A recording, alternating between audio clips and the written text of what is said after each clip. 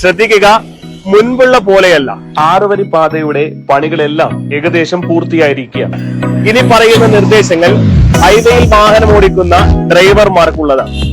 Line traffic നിയമങ്ങൾ പാലിച്ച് മാത്രമേ ഹൈവേയിൽ വാഹനം ഓടിക്കാൻ പാടുള്ളൂ.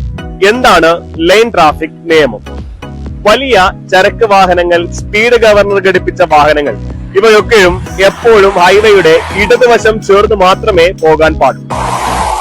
വേഗത കൂടിയ വാഹനങ്ങൾ തൊട്ടടുത്തുള്ള ട്രാക്കിൽ കൂടിയാണ് യാത്ര ചെയ്യേണ്ടത്, അതായത് ഹൈവേയുടെ മധ്യനിരയിലുള്ള ട്രാക്ക്.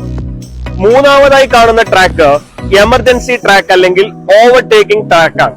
അതായത് ആ മൂന്നാമതായിട്ടുള്ള ലൈൻ എപ്പോഴും നമ്മൾ ഒഴിച്ചുവിടണം. അതിൽ ആംബുലൻസ് പോലുള്ള എമർജൻസി വാഹനങ്ങൾ മാത്രം കടത്തിവിടേണ്ടതും, ഒപ്പം നമ്മൾ ഓവർടേക്ക് ചെയ്യുകയാണെങ്കിൽ ഓവർടേക്ക് ചെയ്തതിനു ശേഷം തൊട്ടടുത്തുള്ള ഇടതുവശത്തുള്ള ട്രാക്കിലേക്ക് തിരികെ വരാൻ ശ്രദ്ധിക്കേണ്ടതുമാണ്. ഓവർടേക്കിംഗ് വലതുവശത്തോടു കൂടി മാത്രമാണ്.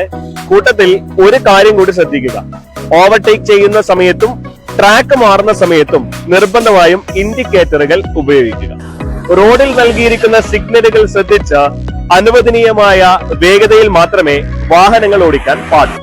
ഹൈവേയിൽ നിന്നും പുറത്തിറങ്ങുന്നത് കൃത്യമായി എക്സിറ്റിൽ കൂടി മാത്രമായിരിക്കണം. ഒപ്പം ഹൈവേയിലേക്ക് പ്രവേശിക്കാൻ നിശ്ചയിച്ചിട്ടുള്ള എൻട്രി വഴി മാത്രമേ പ്രവേശിക്കാൻ പാടുള്ളൂ.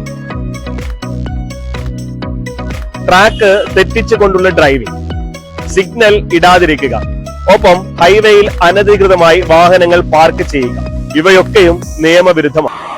ഇത്തരം കുറ്റകൃത്യങ്ങൾക്ക് ഗതാഗത നിയമപ്രകാരം കർശന നടപടികൾ സ്വീകരിക്കുന്നതായിരിക്കും.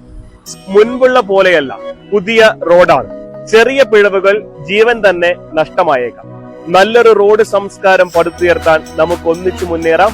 ഒപ്പം എല്ലാവരും കർശനമായി തന്നെ റോഡ് നിയമങ്ങൾ പാലിക്കും.